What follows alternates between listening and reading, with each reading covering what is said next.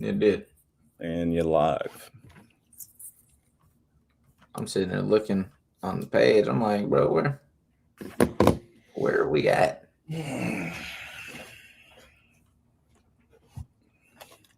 Imagine if we start getting into it already.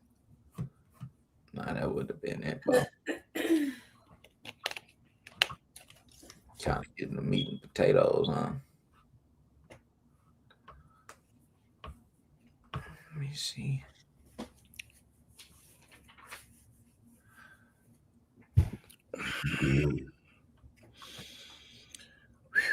Oh, braces. There we go. Let me see.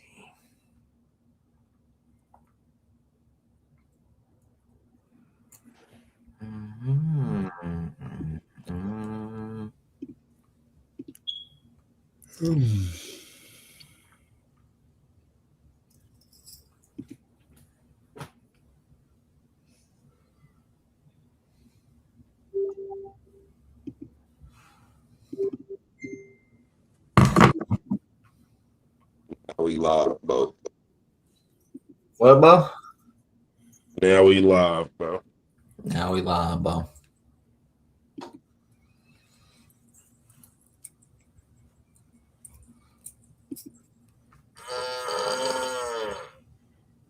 I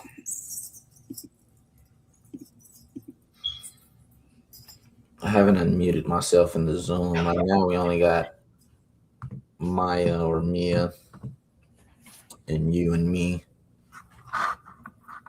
All right.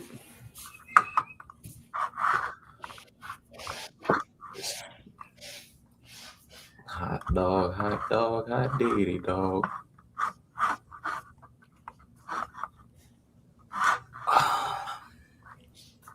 Maccabees. So much stuff in Maccabees, bro. It's crazy. It's crazy.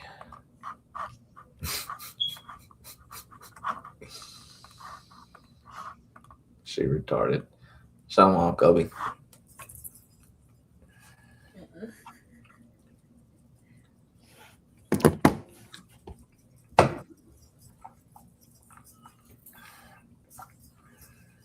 Malachi.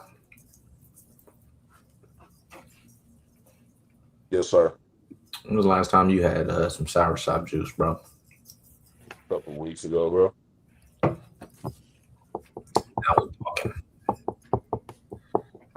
Now we talking, bro.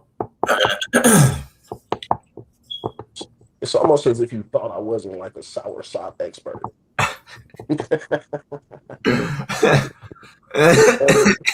Don't ever disrespect me like that. Don't ever.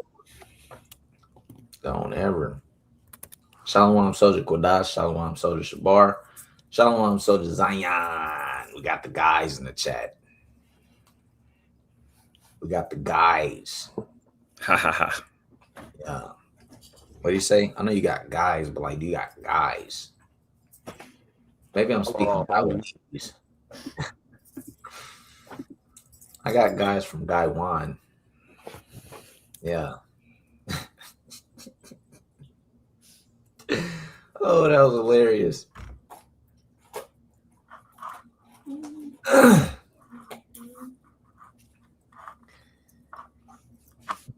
Bro, it don't look like nobody else finna join the Zoom. I'm finna start this bad boy up. I am muted myself. All right, I turned my volume down. It should be cool. Great. First and foremost, we want to give all praises, all honor, and all glory to the Most High God Yahweh by Hashem Hamashiach Yahushua. And today we are going into Feast of Dedication, also known as Hanukkah or Hanukkah, right? We're going to get into a little bit of history. We're going to read a little bit. We're going to try to speed read a little bit because it's a lot of information to go over. About 64 verses in this chapter. Don't know if we're going to read everything in this chapter, but it's a lot to go over. Is the point. Let me see. Mhm. Khan. Malachi. Can you start First Maccabees 1 at the top? Real quick. You don't know about the time of the Maccabees. This is during the time period where the Greeks were in rulership, right? Um, right here where we're at is the kingdoms is being translated from the Persian and Medes over into the Greeks, right? Where the Greeks will be known as the so-called hegemony, right? Malachi, First Mac 1 and 1, please. The book of the First Maccabees, chapter 1 and verse 1. It says, "And it happened after that Alexander, son of Philip, the Macedonian, who came out of the land of Shedem, had smitten Darius, king of the Persians and Medes, that he reigned in his stead the first over Greece." So this Alexander is who we know in history as Alexander the Great, right? One of Greece's honestly champions, chief men, greatest king they ever had, right? It was Alexander the Great. And you can read about this also in Daniel chapter 8. He prophesied about this and he's seen many visions over this, right? Let's keep reading. It says, "And made many wars and won many strongholds and slew the kings of the earth." Come on. It says, "And went through to the ends of the earth and took spoils of many nations, insomuch that the earth was quiet before him. Whereupon he was exalted and his heart was lifted up." So he had conquered almost all of the known world, right? And in a short amount of time, too. Let me see. How long did it take Alexander? How long did it take Alexander the Great to conquer the world? It took 13 short years. 13 years. Shalom Shema, Soda Shema. You may be thinking in your head, 13 years, that's not a short time. In the terms of war and conquering men, conquering cities, conquering whole nations, that's a short amount of time. To conquer the whole known world, 13 years is a short amount of time. That's why it says, and the earth was quiet before him, and he exalted himself. Nobody could stand up against him, right? Let's keep reading. Verse 4. Verse 4. "And he gathered a mighty strong host and ruled over countries and nations and kings who became tributaries unto him. After these things he fell sick and perceived that he should die. Wherefore he called his servants, such as were honorable and had been brought up with him from his youth, and parted his kingdom among them while he was yet alive." So Alexander was about to die, and his servants, his men that were under him, they all parted the kingdom, his kingdom, amongst themselves while he was yet alive, right? Let's keep going. Let's keep reading. It's going to get more into that. We're at First Maccabees chapter 1 and verse 7. Verse 7. "So Alexander reigned 12 years and then died. And his servants bare rule every one in his place. And after his death, they all put crowns upon themselves. So did their sons after them many years. And evils were multiplied in the earth." So, who are these men that they're talking about? In history, they're known as the Diadochi or the Diadochi, right? 4 men. Diadochi means the successors, right? The successors. You got Lysimachus, Seleucus, Cassander, and Ptolemy.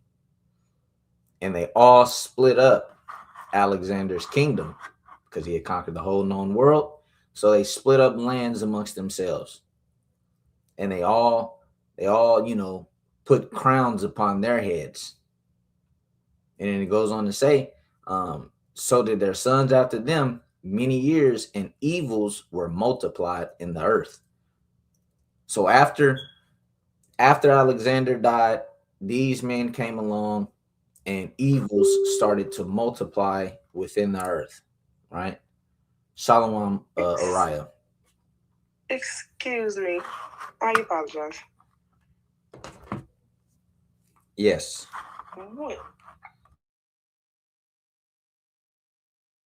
You want me to keep going? Give it 1 second. Okay.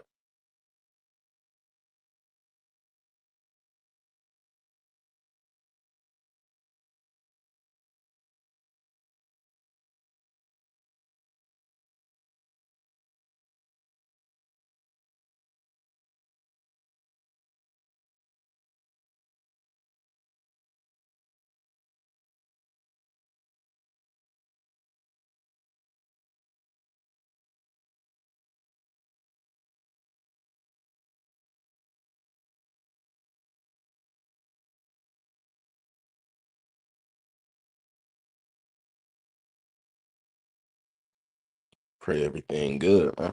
Yeah, everything good. Okay. All right.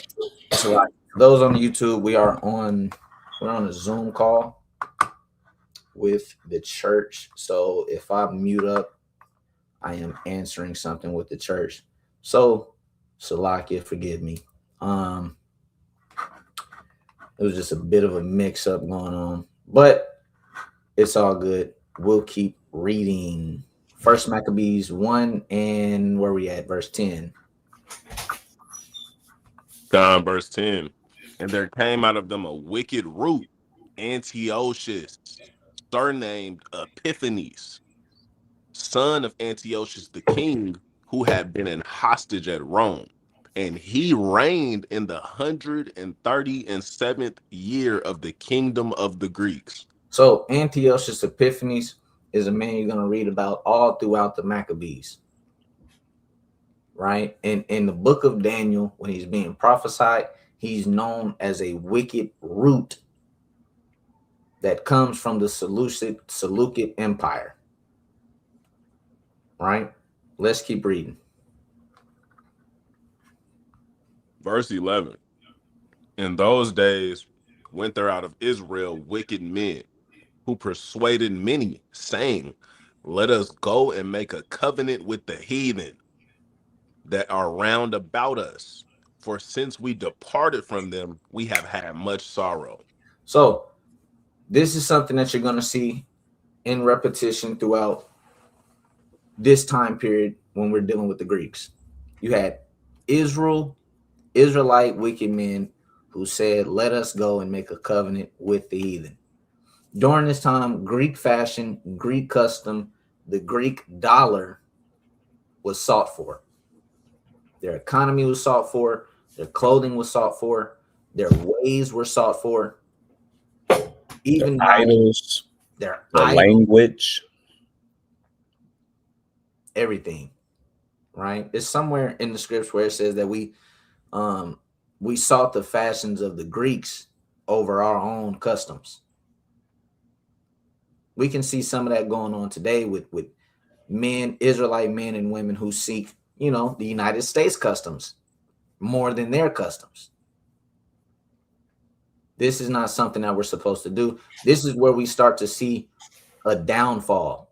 Next weekend, Lord willing, we can go into my history book and actually show how a lot of these things were taking place, how these things were set up.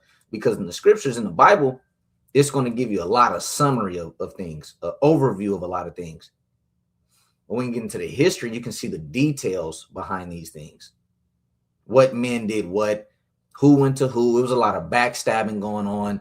There was a lot of people going to kings, picking sides, choosing. You got men setting themselves up to be the priest. Certain men in the priesthood that weren't supposed to be there. All to what? All so that they can be a part of this Greek civilization. Also, they can be a part of this Greek civilization that's now conquering the whole world. Right? Let's keep reading. We have 1 Maccabees 1:12. Verse 12. So this device pleased them well. Then certain of the people were so forward herein that they went to the king, who gave them license to do after the ordinances of the heathen. Come on. Where I said, come on. Come. I'm gonna read it again. Then certain of the people were so forward herein that they went to the king, who gave them license to do after the ordinances of the heathen. Whereupon they built a place of exercise at Jerusalem according to the customs of the heathen. So I believe it's somewhere else in the scriptures where it goes over and it says that they built a gymnasium. It says that they built a gymnasium. And when you go into that word gymnasium, when you go into the etymology of that, it literally means to work out naked. Work out naked. Now, we can look in history and clearly see they had no problem being naked. Our people, we were a modest people, men and women. We covered ourselves up. That's just what we did. Now, back then, during this Greek time, a lot of our people were starting to take after them. You see statues of Greek gods, and guess what? They're just naked. You can go look at old drawings and old pictures and just see everybody just naked. That's what they were comfortable with. And we got licensed to do ordinances after the heathen, where we built a place of exercise, the gymnasium, where men can go and work out naked. And these are, to put it plainly, these are, homosexual activities. These are wrong activities. We weren't supposed to be doing these things. It's not our customs. It goes even more. Let's keep reading. Verse 15. 1 Maccabees 1:15. Verse 15. It says, and made themselves uncircumcised, and forsook the holy covenant, and joined themselves to the heathen, and were sold to do mischief. So we made ourselves uncircumcised and forsook the holy covenant. This is a big deal. This is a huge deal. If you don't have no understanding of the law, if you don't have no understanding of the Torah, you're not going to understand why this is a big deal. If you're uncircumcised, that means you are cut off from the Most High. That means you are cut off from his covenant. You are cut off. There is no sacrifice to bring you back. There's not. This is the great significance. This is during this time, this Greek time. Right after the Greeks, we have what? Rome. And who appears in Rome? Christ. This is a huge significance as to why Christ came. Right before he came, guess what happened? We made ourselves uncircumcised and forsook the holy covenant. We chose to do evil. In progress. We chose to do evil and wickedness, right? Let's keep reading. So, like, let me say one thing, King. Go ahead. This is worth mentioning. A lot of people start reading the epistles of Paul, and you'll see Paul mention the Greeks. There's neither there's neither Jew or Greek, male or female. What's the significance of him mentioning Jew and Greek? What's the significance of that? You got to understand that our people became Hellenized. They became Greeks. They started speaking the Greek language. They started serving their gods, going into idolatry. So that's part of the significance. And they took this information away from us. We didn't always have the Apocrypha. So there's this key information to help you understand why Paul is saying what he's saying. So it's essential information. That's a fact. That's a fact. Let's keep reading. It says, now, verse 16, now, when the kingdom was established before Antiochus, he thought to reign over Egypt, that he might have the dominion of 2 realms. Wherefore he entered into Egypt with a great multitude, with chariots and elephants and horsemen and a great navy, and made war against Ptolemy, king of Egypt. But Ptolemy was afraid of him and fled, and many were wounded to death. Mm-hmm. It says, thus they got the strong cities in the land of Egypt, and he took the spoils thereof. And after that Antiochus had smitten Egypt, he returned again in the 143rd year, and went up against Israel in Jerusalem with a great multitude. So Antiochus just went and attacked Ptolemy in Egypt. It's a lot. Like I said, it's a lot of history in Maccabees that we are not going to cover today, because that would be too much to cover while we're trying to get to Feast of Dedication, right? But in layman's terms, he went up against Egypt. After he went up against Egypt, he sought his face towards Jerusalem. He sought his face towards our people. Antiochus Epiphanes, right? In the book of Daniel, it explains Antiochus as proud. When it's describing him as prophetically, it's not going to mention his name, but when it's describing him prophetically, it's mentioning how proud he was. The surname Epiphanes literally means God in the flesh. This is how proud he was. He gave himself that. He believed himself was to be the highest God. He was equal with Zeus. Why did I mention Zeus? Because that's who they believed was the highest God. That's who they believed in. Right? Let's keep reading. First Maccabees 1:21. Verse 21, and entered proudly into the sanctuary, and took away the golden altar and the candlestick of light and all the vessels thereof,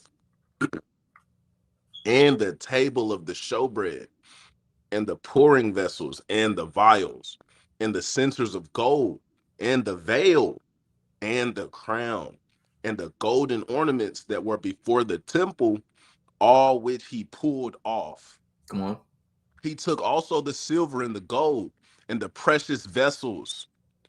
Also, he took the hidden treasures which he found. And when he had taken all away, he went into his own land, having made a great massacre and spoken very proudly. So this is the starting point. This is the starting point of our relationship with Antiochus and the Greeks and our people. Right? He had came in, made a great massacre. Right? I believe it's somewhere in the Psalms where it mentions how let me see if I can find it actually. It was essentially going into all the bloodshed that happened when Antiochus arrived. All the blood that spilled when he came in and took over our temple. He took everything we had. It just mentioned it, the vessels, the showbread, the vials, all of these things that's holy that he's not supposed to touch. He came in very proudly, took all of that, decimated everything. Now, for those who don't know the significance of the temple, this temple was everything to us. That was our economy. That was our government. That's where prayer was held. That's where funding for widows and fatherless were held. We had money in there. That was our bank. That's where everything was for us, our people. The priests were there. You give sacrifices there. The temple meant everything to us. It quite literally, you had people go there literally every day to offer up sacrifices. Women and children going there, speaking to priests and elder men.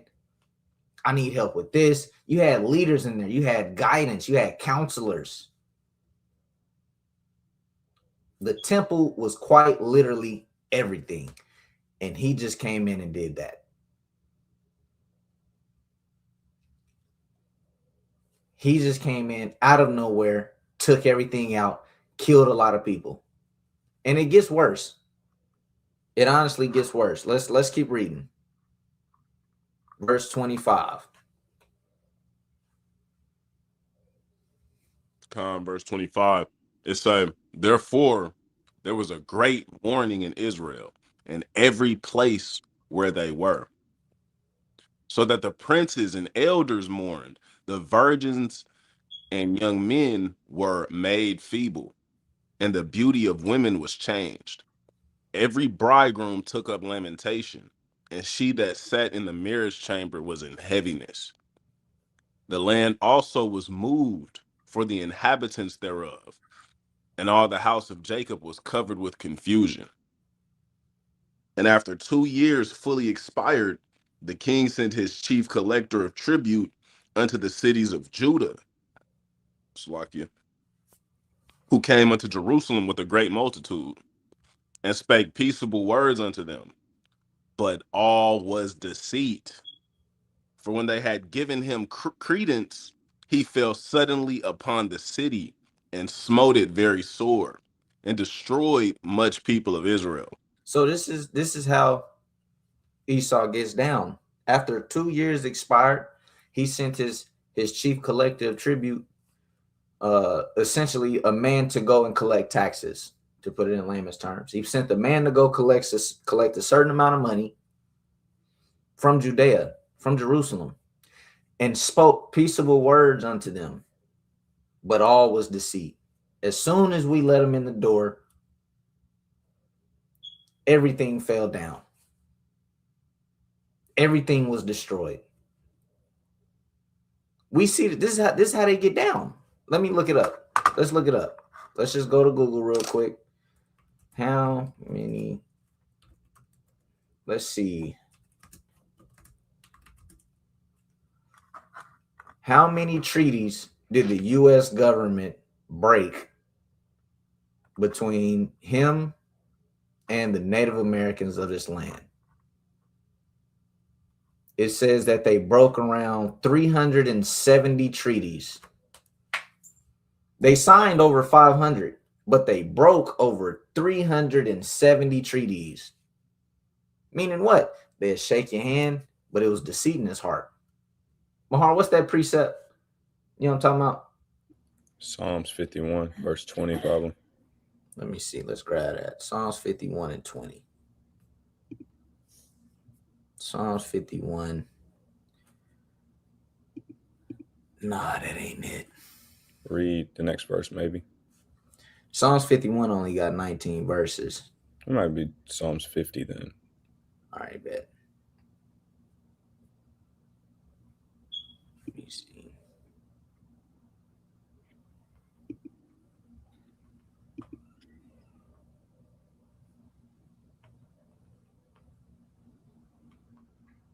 No, I'm not seeing it there. I'm trying to remember how to quote it. War was in his heart. Words smoother than oil. Smooth. There we go.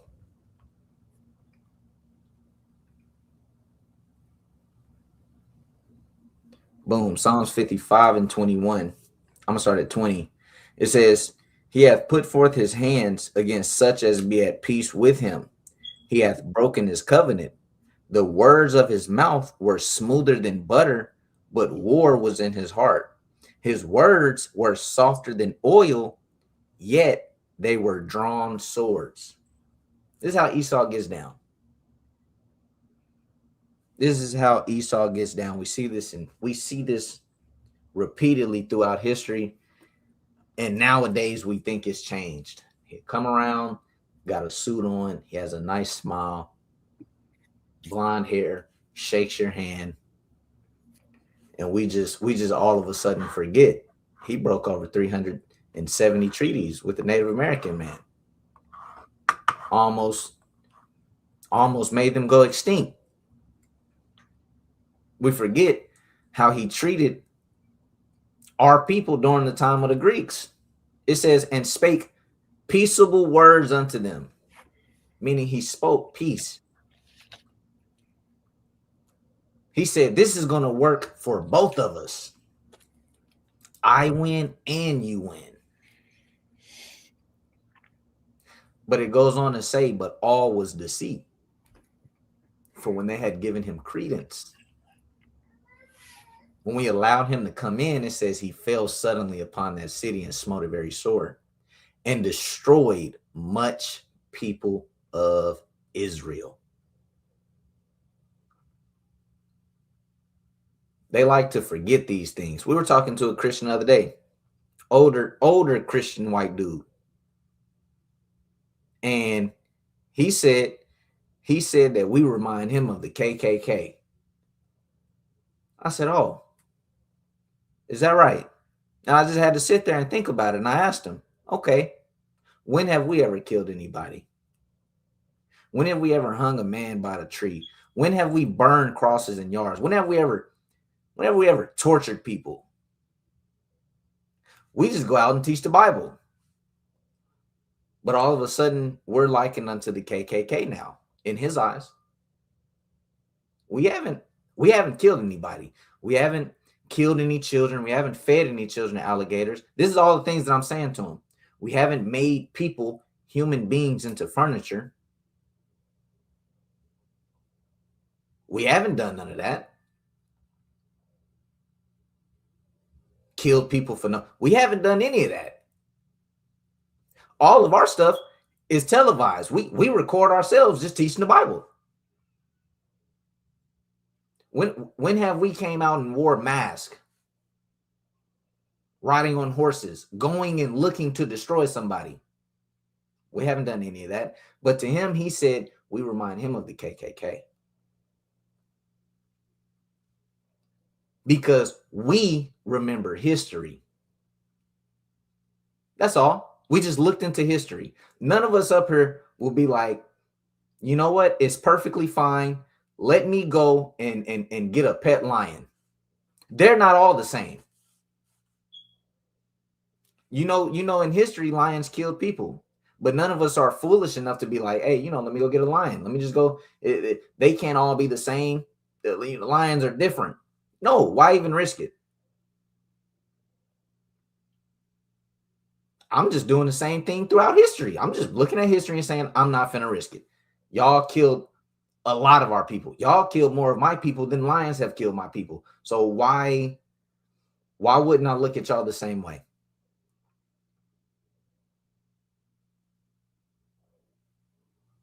Why not? Let's keep reading.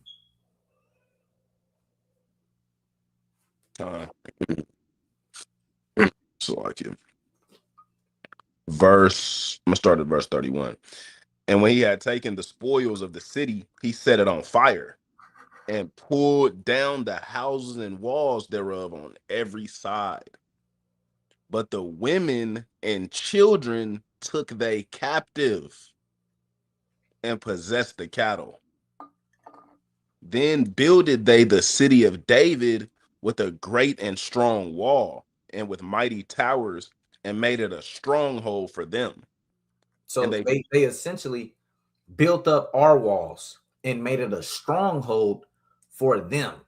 They came into our house and made it a stronghold for them. Come on.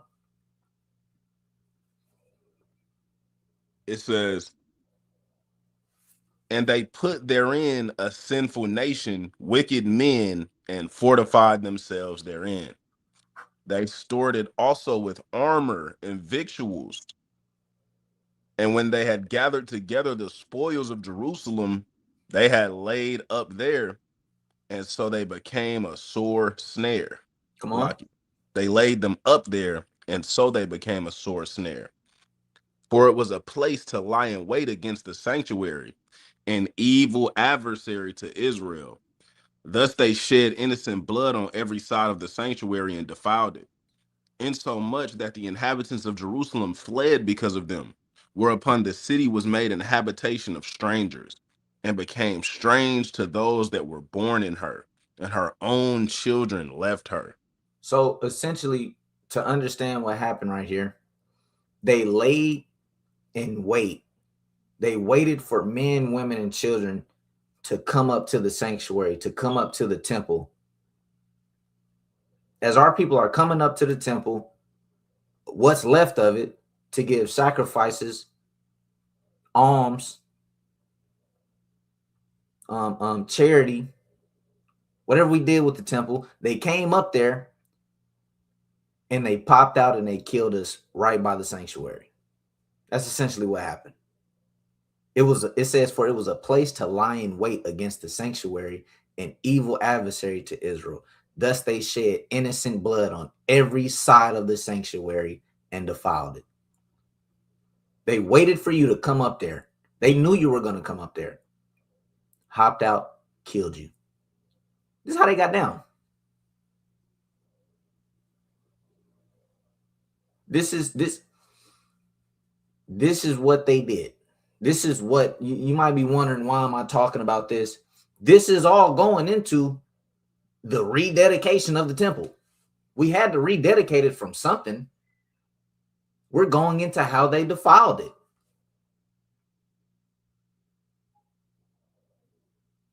We're looking into how they defiled our temple.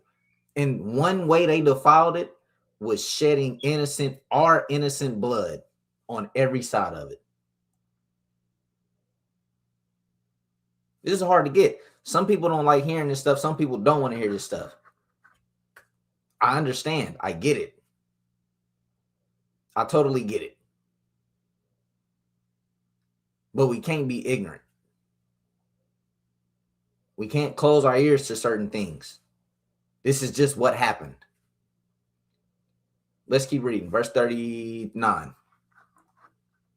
Verse 39. Her sanctuary was laid waste like a wilderness. Her feasts were turned into mourning, her into reproach, her honor into contempt. As had been her glory, so was her dishonor increased, and her excellency was turned into mourning. So our sanctuary, our feast, our Sabbath days, all of these things that we honored and glorified turned into mourning. Don't forget, some of this was caused by our own people. Don't forget. Up above, it says that there were evil men that sought to make a covenant with the heathen. It was evil men that did that. Betrayers. They wanted to go and make a covenant with these people. And as soon as we let them in the door, boom, here's what we got. Let's keep reading.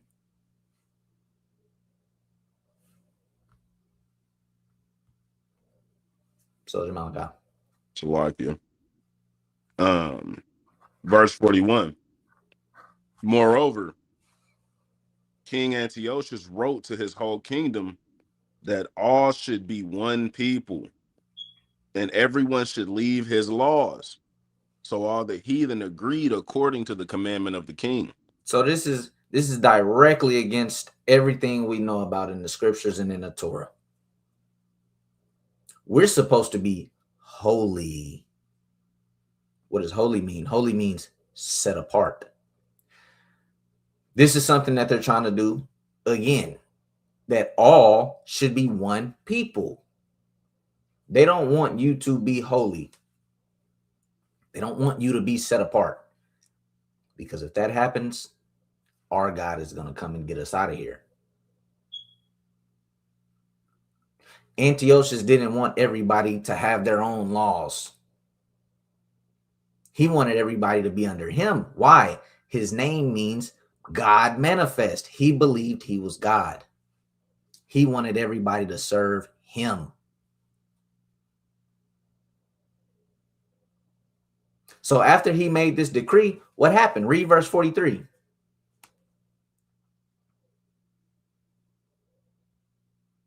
So like in verse 43, yea, many also of the Israelites consented to his religion and sacrificed unto idols and profaned the Sabbath. Again, if you don't understand the Torah, this is a big deal. This is a huge deal. You sacrifice unto idols. You go into idolatry. You're cut off from the Most High. If you profane the Sabbath day, you are cut off from the Most High. Meaning what? You are cut off from his covenant. There is no way back in. There's not a way back in under the laws of Moses. Hence why we were given Christ. Hence why we were given Christ. This is big things right here. A lot of our people, a lot of Israelites, just like it says, yea, many also of the Israelites consented to his religion and sacrificed unto idols and profaned the Sabbath. Many of our people got down with this. Like I said, when we get into the details, you're going to see and understand how these things were set up. We had priests, we had honorable, righteous priests that were backstabbed, killed. You got to imagine it. You look up to the priest. Everything he say is to you is coming directly from the Most High. Imagine another priest being set up and he's wicked. But you don't know he's wicked. You just think he's the priest. And he says, no, we're finna follow this now. We're going to do this. You know what's going to go through your head? I mean, hey, you're the priest. I have to follow you. The law tells me to follow my priest. You one of the heads of our people. The scripture says, the law literally says, thou shalt not revile the gods, nor curse the rulers of thy people. I have to follow you. And through that, a lot of our people fell and died because of wicked men.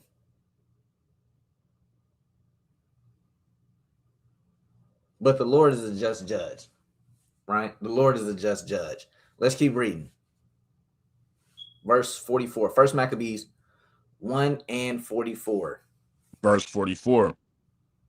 For the king has sent letters by messengers unto Jerusalem and the cities of Judah, that they should follow the strange laws of the land, and forbid burnt offerings and sacrifice and drink offerings in the temple, and that they should profane the Sabbaths and festival days, and pollute the sanctuary and holy people, set up altars and groves and chapels of idols, and sacrifice swine's flesh and unclean beasts. So this is how our temple got profaned. First, it was with blood. Then he forbid us to offer burnt offerings, sacrifice, drink offerings. He profaned us from keeping Sabbath days. And I believe it goes on, even if you keep reading Maccabees, it goes on those he caught keeping Sabbath days, he killed. He caught you and your children keeping the Sabbath day, he killed you. They killed you, the Greeks.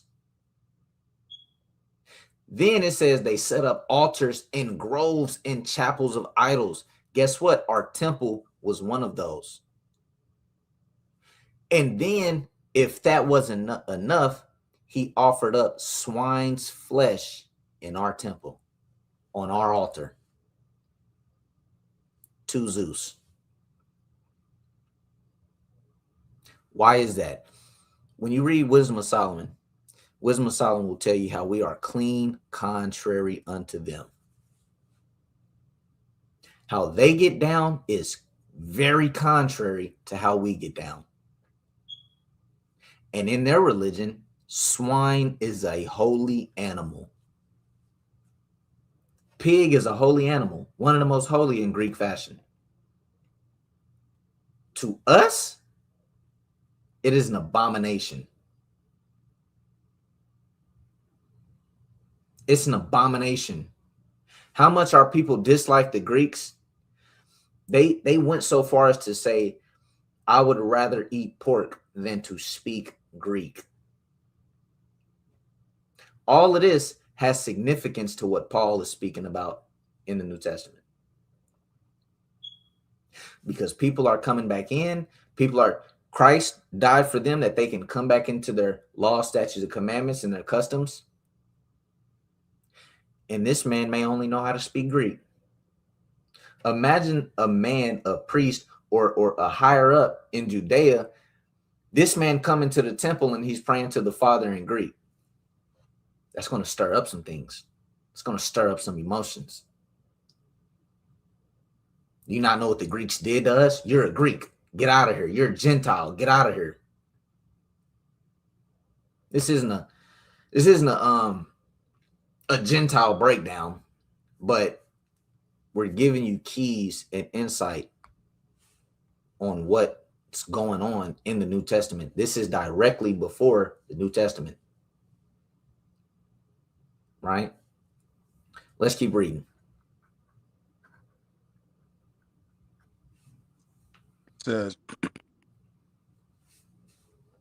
verse 48, that they should also leave their children uncircumcised and make their souls abominable with all manner of uncleanness and profanation, to the end they might forget the law and change all the ordinances. Come on. And whosoever would not do according to the commandment of the king, he said he should die. In the selfsame manner wrote he to his whole kingdom, and appointed overseers over all the people, commanding the cities of Judah to sacrifice city by city. Then many of the people were gathered unto them, to wit, everyone that forsook the law. And so they committed evils in the land, and drove the Israelites into secret places, even wheresoever they could flee for succor. Now the 15th day of the month Caslu, in the 145th year, they set up the abomination of desolation upon the altar, and builded up idol altars throughout the cities of Judah on every side. So you'll see the abomination of desolation in Daniel. You'll see it right here, and you'll see it in the New Testament where Christ is speaking. All right, all of it is going back to the same thing. It's talking about Esau and what they set up with their idols. All right, let's keep reading.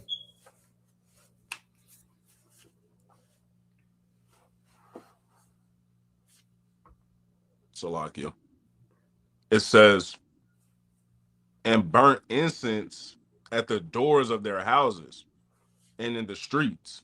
And when they had rent in pieces the books of the law which they found, they burnt them with fire. So they went throughout people's houses and found the book of the law, the Torah, the Tanakh. We didn't have the New Testament yet. It was the Torah and the Tanakh, scrolls, codexes. They found them, they ripped them apart, and then they burned them with fire. What else? It gets worse. Verse 57 says, and whosoever was found with any book of the testament or covenant, or if any committed to the law, meaning they found you keeping the law, statutes, commandments. The king commandment was that they should put him to death. This is how grievous it was for our people. Was you finna say something? I said, Salakia, it sounded like the Inquisition, man. It seemed like Esau got a history of doing this kind of thing, man. Yeah. People think Christianity got spread by them talking about the gospel. Malachi just mentioned something very powerful. The Inquisition, this is how Christianity really got spread. It was the Inquisition, where they were burning people alive. Because if they deemed it heresy, if they deemed what you believe is heresy or heretical, they killed you. It was simple. Or they exiled you and your whole family. If the government owed you or your family money, they didn't pay you because you were a heresy. This is how they got down. Christianity wasn't spread by love and spreading of Jesus and, you know, just speaking good things. No, it was the Inquisition. And then over here, it was slavery. That's all. That's it. We're spreading the gospel through teaching and understanding. They spread it by bloodshed.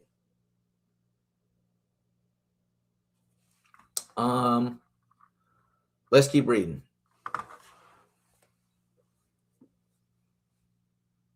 Verse 58. Verse 58.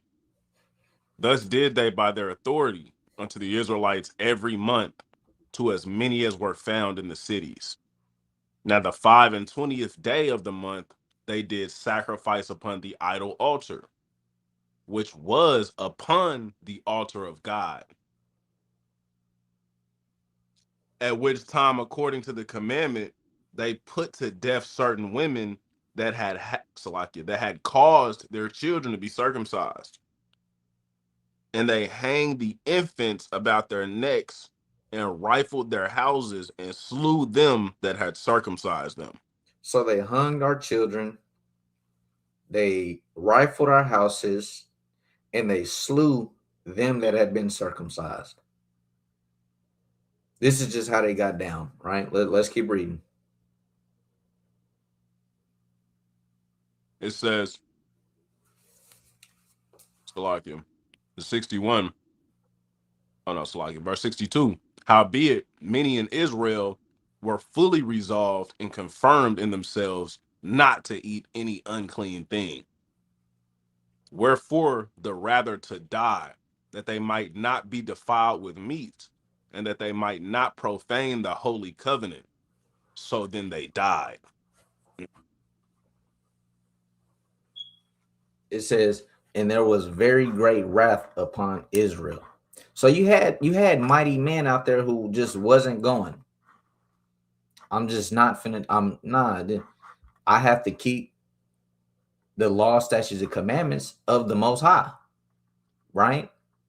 A quick story I want to get into real quick before we get into the rededication part. I want to mention Mattathias. Right? I want to mention Mattathias, right? First Maccabees chapter 2 and 1, it says, in those days arose Mattathias, the son of John, the son of Simeon, a priest in the day of Jarib from Jerusalem, and dwelt in Modin. And he had 5 sons.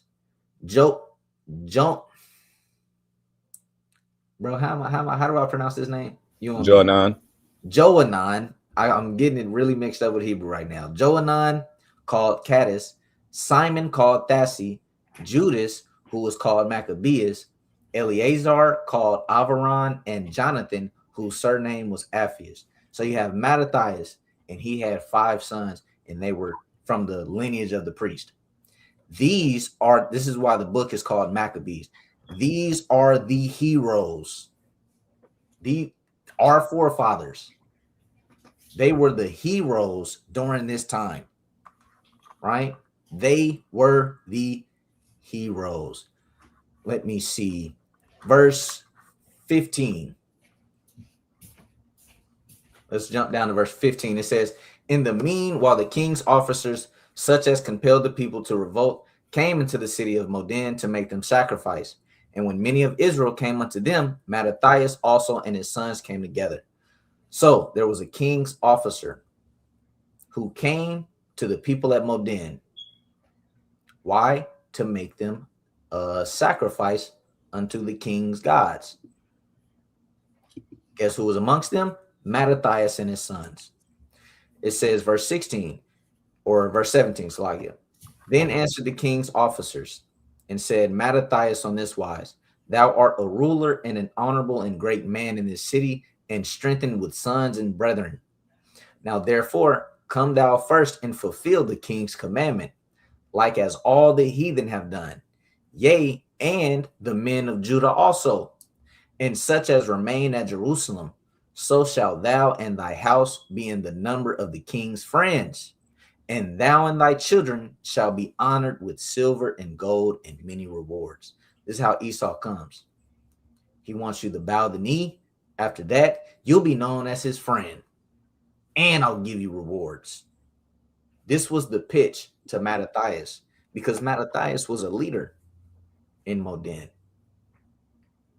Well known, a man of valor, a man of wisdom.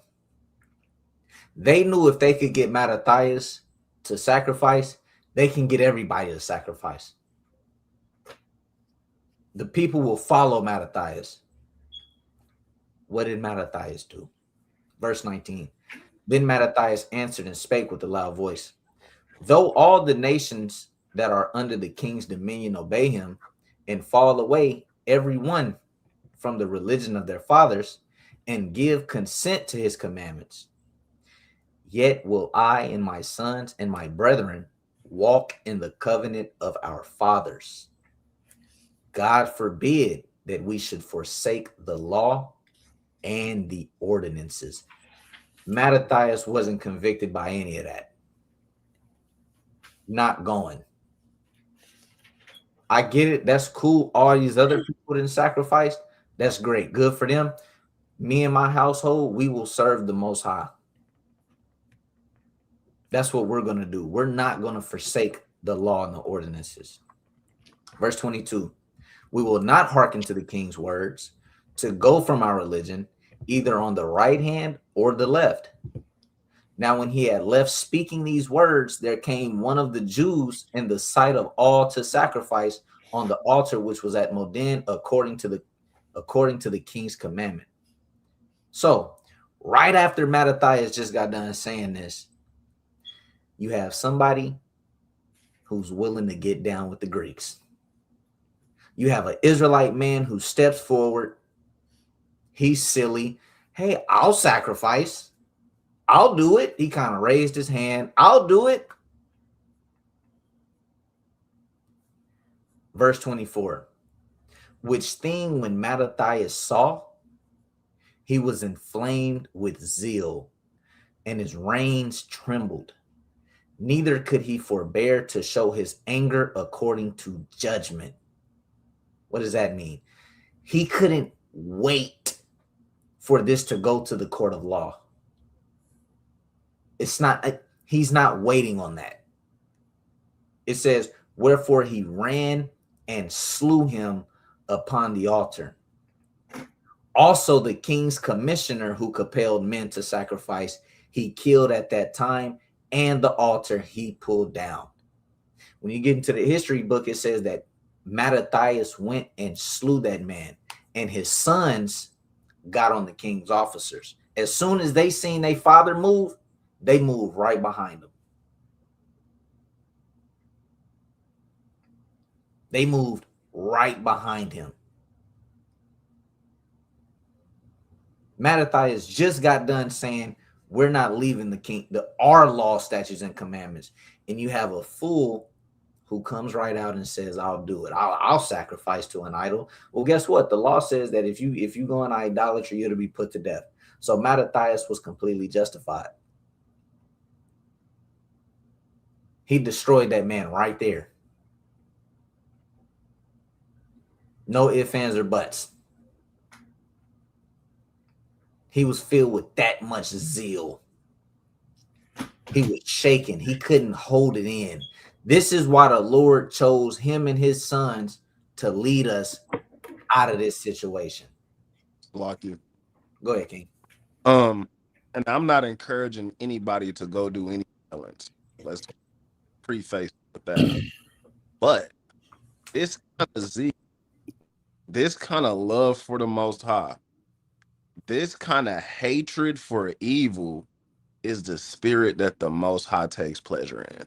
That's what I want to say. Con. We know it ain't the scriptures go over. There's a time and place for everything. Right now, it's not a time. You got some brothers that's trying to go to war right now. It's not the time, bro. You need to be trying to work on getting your people in order. You need to work on loving your neighbor. You hate the guy you're trying to go to war with. That don't even make sense. You need to focus on loving your neighbor. But right now, we're going into the Feast of Dedication and what took place, right? I'm going to pass it over to Officer Mahar. Khan. Malachi, give me Psalm chapter 94, verse 16. And that's the spirit, Aharon. I was going to grab First Maccabees chapter 2, man. That's the spirit. Yeah, I was going to tell him a little bit about why we even have the book of Maccabees, who is named after. Yeah. I'm actually still going to pull this up. It's still a little bit on there I can pull out. You on your laptop, your computer? I'm on my laptop, yeah. I'm gonna stop sharing mine. I'll let you pull whatever you want up. Okay, sounds good. You ready? No, I'm not ready. This is where the book of Maccabees get its names from. It says the books of Maccabees get their name from the Maccabees, a family of Jewish rebels led by Judas Maccabee. I can't hear you, King. I think you're on mute. Oh, can you hear me now? It might be me. I'm gonna leave and come back. Okay, Aharon, can you hear me? Yo. That sound good. Okay, Aharon must have stepped up. Yeah, I can hear you, bro. I was in the room with my wife. We can hear you on TV too. Okay, sweet. All right, so the book of Maccabees get their name from a Jewish family of rebels led by Judas Maccabeus. It says Judah, the hammer who fought for religious freedom against the Seleucid Empire in the 2nd century BCE. So that's a lot of stuff on there. Judas Maccabees is one of the sons of Mattathias, which we just read right here in First Maccabees chapter 2. Mattathias is the father of 5 sons. All of the sons is tough. This is why you got to read the book of Maccabees. You're going to read about all of the sons. You're going to read about countless of battles that we had. You'll see how some of the sons were unique and what they kind of specialized in, just kind of like their character. But Judas Maccabees, he was the son who kind of first took charge, and he was mighty. He'd go to war. He'd go fight with you. He was very strong, very courageous, very masculine, and he was skilled in warfare. Right? That's why it tells you Maccabeus. It kind of goes back to his nickname. Right here, it says Judah Maccabeus, Judah the hammer. The nickname Maccabee likely comes from Aramaic, meaning hammer, referencing Judah's military prowess. So you got to kind of consider, if you got the nickname the hammer, you know what you out there doing on the battlefield to these people, right? So that's mighty. That's mighty through the spirit. So we're gonna go to First Maccabees chapter 4 and kind of get into it real quick before we close out this lesson. And mind you, the book of Maccabees is a big read. It's a thick read. Like the brother Aharon and Malachi, they did a good job over First Maccabees chapter 1, giving you an overview of some things that took place. And it is horrendous. It is horrendous things that they doing. They was destroying our people, destroying our land, destroying our sanctuary, our temple, our priests. It was so much corruption going on, killing our children. If we was caught keeping the Sabbath day or circumcising our children, it would kill us. If we was caught reading the book of the law, they would kill us. They burned all of our books on how to serve the Most High. They seen us serving the Most High God, and they would kill us. Aharon went over. They see us coming up to the temple, whether it's for a feast day or for a sacrifice. Mind you, the temple is where our chief gathering. That's where all of our people would assemble and gather whenever we had ceremonies to praise and worship the Most High. When we came and praised and worshiped the Most High, they would obliterate us. You have accounts in First Maccabees, the very next chapter, where they literally was attacking our people on the Sabbath day while we are resting. They did that strategically. They killed a lot of our people, a lot of our people, and forced us to become Greeks. Understand that. A large majority of us was forced to become Greeks. Forced. Some of us went willingly because we had a desire to be like the heathen, but a lot of us was also forced, and we became Greeks. We were Hellenized. All right, so we're going to get into it. We got our heroes, the Maccabees, and his brothers, how they fought for us. We're not going to read this whole chapter because we already did some good reading. We're going to kind of get down closer to the point and show you what our heroes were able to do. These is literally our forefathers. This is our history. So get into it. Salakia. Yep. I found the precept I wanted to bring out earlier. Bring it up. And I wanted to mention it with what you just said. It was actually prophesied. This was Psalms. Let me see. Psalm 79 and verse 3.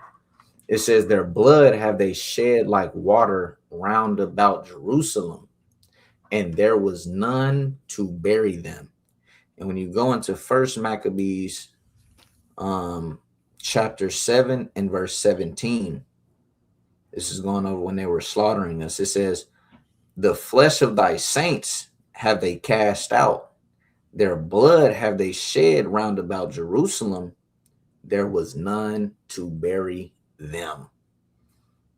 This is how it was gruesome, to say the least.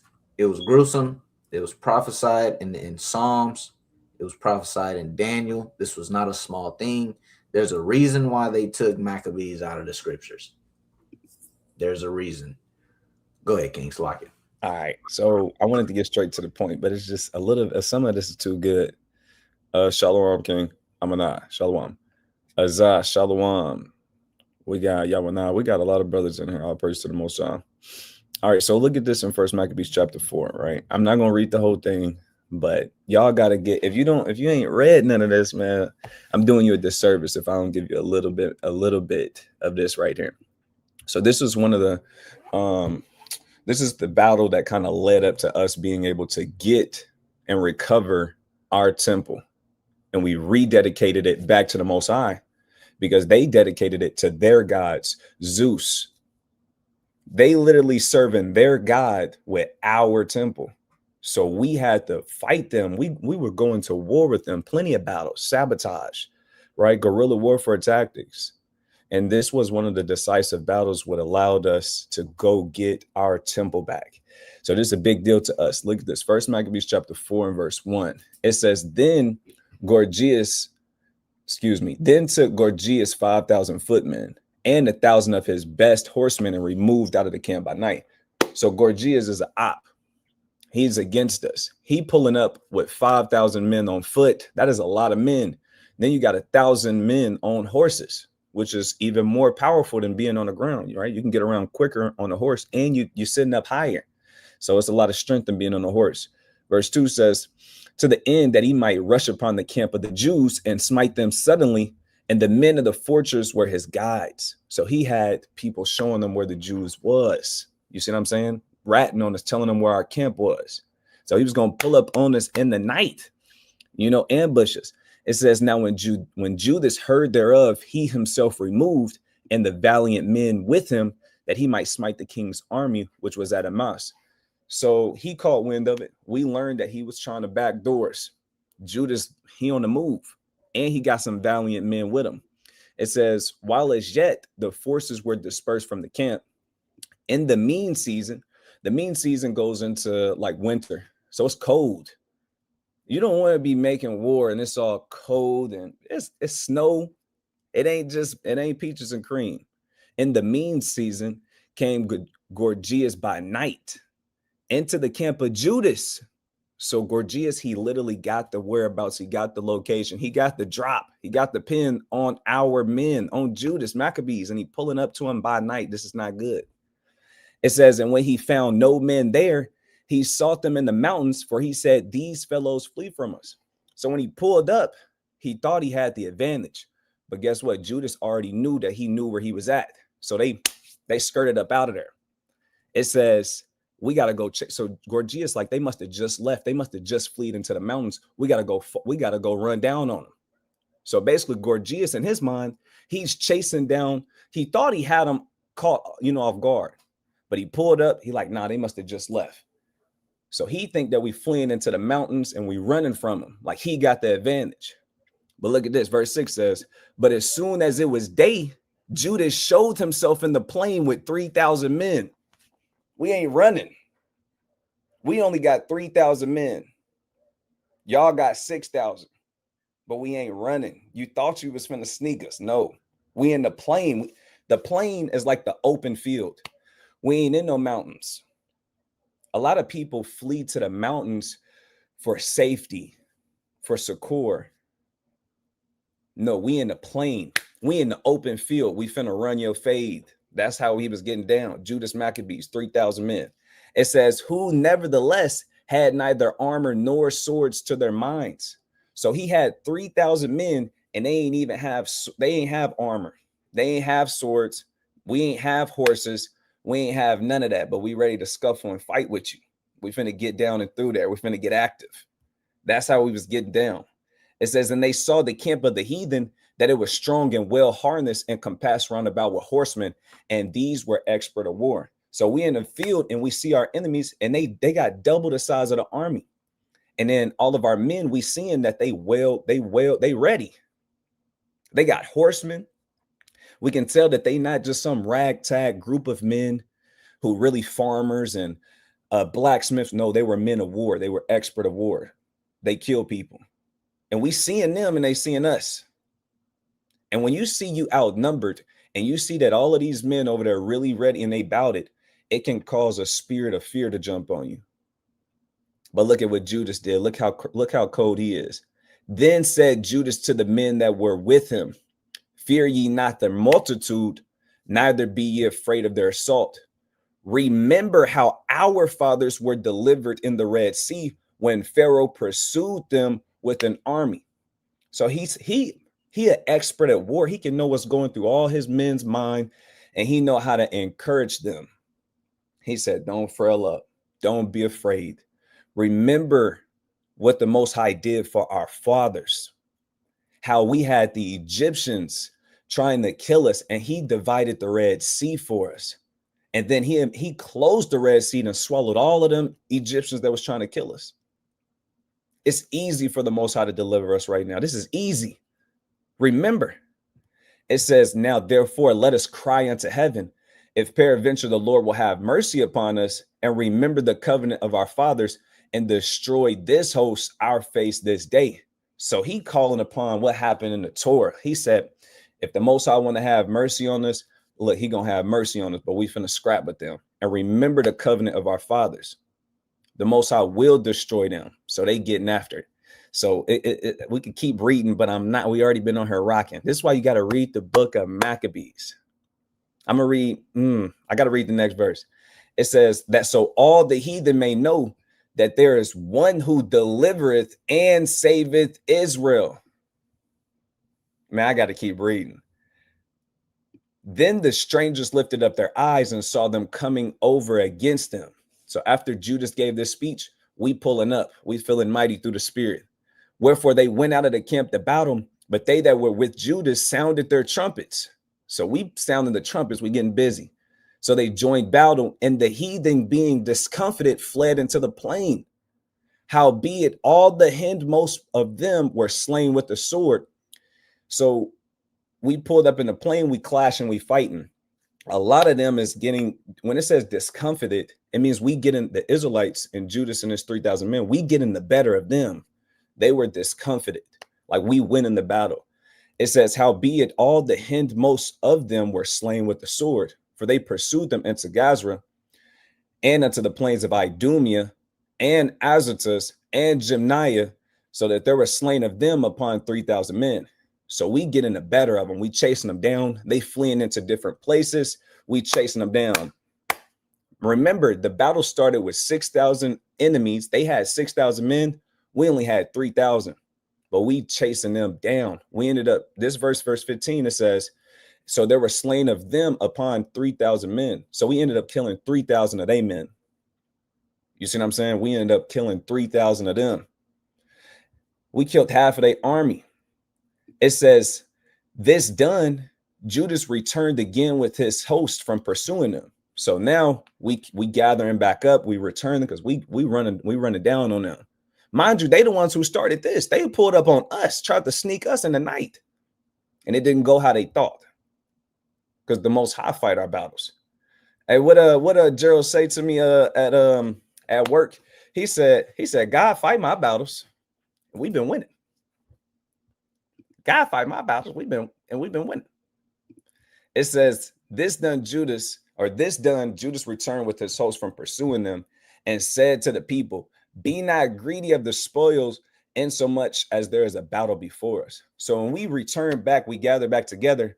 Jake, Israelite, you know what I'm saying? This is how you got to be able to keep charge and keep brothers in order.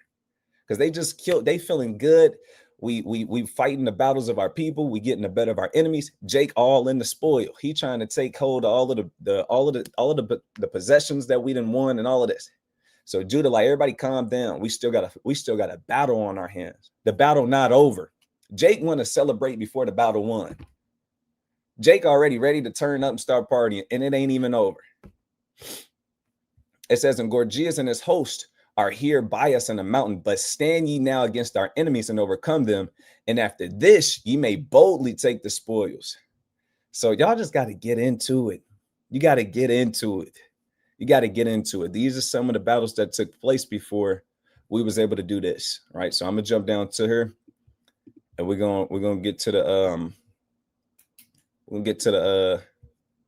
to how we rededicated the temple and why we celebrating it now. Why we get to celebrate this now. It says, so he chose priest of blameless conversation and such as had pleasure in the law. So he chose blameless men who love serving the Most High. Was you finna say something, King? Yeah, I'm gonna let people know on the Zoom where you at. Yeah, First Maccabees 4 and now verse 43. Go ahead. Yes. First Maccabees 4 and 43. It says, who cleansed the sanctuary and bear out the defiled stones into a clean place. That's significant because you got to remember, they defiled our sanctuary. They defiled it. Our sanctuary is supposed to be holy. You got to do things in the proper way. But they bringing in, they was bringing in harlots into the sanctuary, committing fornication and orgies in the sanctuary, sacrificing to Zeus in the sanctuary, sacrificing pig in the sanctuary, just drinking, throwing parties in the sanctuary. That's what they were doing. So now we got to rededicate this to the Most High. We got to cleanse it. So they taking stuff out of the sanctuary and putting things that's supposed to be in there. It says, verse 44 says, and when as they had consulted what to do with the altar of burnt offerings, which was profane, they thought it best to pull it down, lest it should be a reproach unto them, because the heathen had defiled it. Wherefore they pulled it down. So they wanted to go about cleaning it a certain way. And they was like, let's just pull this down. Let's just start over. Verse 46, and laid up the stones in the mountain of the temple in a convenient place, until there should come a prophet to show what should be done with them. Then they took the whole stones according to the law, built a new altar according to the former. So they just built a whole new altar according to the law of Moses, because it's a specific way that you're supposed to do it. It says, and made up the sanctuary and the things that were within the temple, and hallowed the courts. And they made also new holy vessels. And into the temple, they brought the candlestick, right? So you'll see like a menorah. For y'all that's on the YouTube, y'all should all know this already, but here's a little quick picture. A menorah is like a candlestick with 7 lamps on it, right? So when it talks about a candlestick, it lights up the temple. This is our menorah. This is one of our hallowed items. So something that I would suggest brothers and sisters try and do to get in the spirit of Feast of Dedication Go get you a menorah. Buy you a menorah. Go to Mardale's or I don't know. Do you think they got some on Barnes and Noble? They might. But you could go to Amazon. You can get you a menorah. You know, you can get you a little small one. And because when it was Christmas, you had the whole tree. You know what I'm saying? You had the whole tree. You decked it with gold and silver. You had lights on it. You was getting into it. I remember. I seen you. So let's go ahead and grab us a menorah. Let's get us a menorah. Let's get in the spirit of Hanukkah, Feast of Dedication. Beautiful, right? And if you can, try to get the one that has 7 candlesticks. Try and get the one that got 7 candlesticks. All right. And if y'all are on the Zoom and you can't see my picture that I got up because you're not on YouTube, you can type in a menorah and you'll see exactly what I'm talking about on Google. All right. So try and get you one of those. They really, that's our heritage. That's us. So verse 49 again, 1 Maccabees 4:49. It says, they made also holy vessels, and into the temple they brought the candlestick and the altar of burnt offerings and of incense and the table. And upon the altar they burned incense, and the lamps that were upon the candlestick they lighted, that they may give light in the temple. Furthermore, they set the loaves upon the table and spread out the veils and finished all the works which they had begun to make. So they making all the progress with the temple. They setting it up how it's supposed to be set up according to the law of Moses. They got the showbread, they got the menorah, they got the incense and the other holy vessels. And it's beautiful because this was taken from us. Verse 52 says, now on the 25th day of the 9th month, which is called the month Caslu, in the 148th year, they rose up betimes in the morning and offered sacrifice according to the law upon the new altar of burnt offerings, which they had made. Look at the time and what day the heathen had profaned it. So consequently, no, that's not the right word. It's not, I don't really believe in what they call it, coincidences. But when they looked at the days that they had set all of this up, it ended up falling on the same day that the heathen had destroyed it. So let me say that a little bit simple. So the heathens destroyed and profaned our temple on a certain day. It started on a certain day. Now, when we finally set up our temple and rededicated it to the Most High, we looked at it and was like, dang, these are the same exact dates. Different years, but this the same date. Right. So that was that's interesting fact to know right there. Even in that, the rest of the verse says, even in that was it dedicated with songs and cisterns and harps and cymbals. So those are like, you know, we was making music. We had the instruments, we had people singing, and it was beautiful. It says, then all the people fell upon their faces, worshiping and praising the God of heaven who had given them good success. So even in the midst of our darkest hour, the Most High still will have your back. He will still protect you. He'll still lead you. It says, and so that they kept the dedication. Here we go, verse 56. And so they kept the dedication of the altar 8 days and offered burnt offerings with gladness and sacrificed the sacrifice of deliverance and praise. So the Feast of Dedication is 8 days long. The Feast of Dedication is 8 days long. Let me get my cell phone real quick. So you'll see, if you got like a normal calendar, like on my phone, I got a calendar. I used to see this all the time and I didn't know what it was. But like people would be celebrating Hanukkah and it was like multiple days. And then how I was brought up, I would celebrate Christmas. And that's just what it was. I didn't really know what Hanukkah was. But the whole time it was right in front of our face, that was really for us.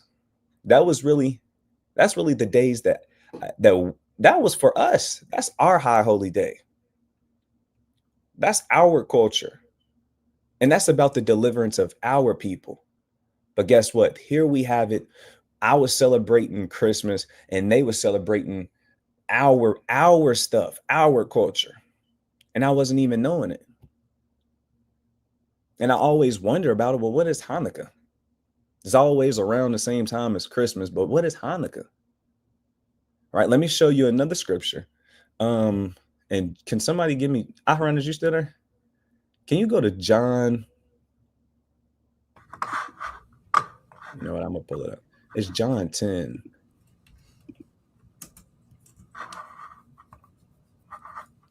And we're going to finish it out in Maccabees. But I wanted to pull this up. It felt like a good time. John 10 and 22. It says something interesting. Yep, you want me to read it? Yes, sir. John 10 and 22. And it was at Jerusalem, the feast of dedication, and it was winter. So in the New Testament, you have Christ observing the feast of dedication or Hanukkah. And look at this. And it was winter. All praise to the Most High. There's always clues and stuff left for us to figure out. So you see, according to the scripture in John 10 and 22, that we're supposed to keep this in the winter time. In the winter time. And that Christ actually observed the same thing. So that's beautiful. That's why I wanted to bring that scripture out. So I'm going to go back and finish over here in Maccabees. And then we can close out this lesson with our final words.